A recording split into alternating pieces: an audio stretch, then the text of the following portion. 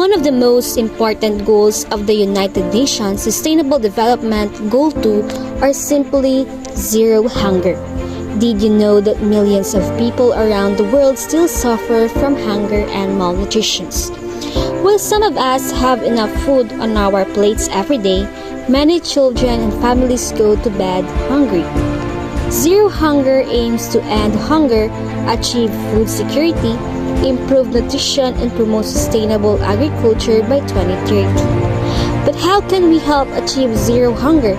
It starts with simple action: avoid wasting food, support local farmers, donate to food drives or feeding programs, raise awareness about hunger in our community. Together, we can create a world where no one has to suffer from hunger. It's not just a dream, it's a goal we can all work on, because when we share food, we share love, hope,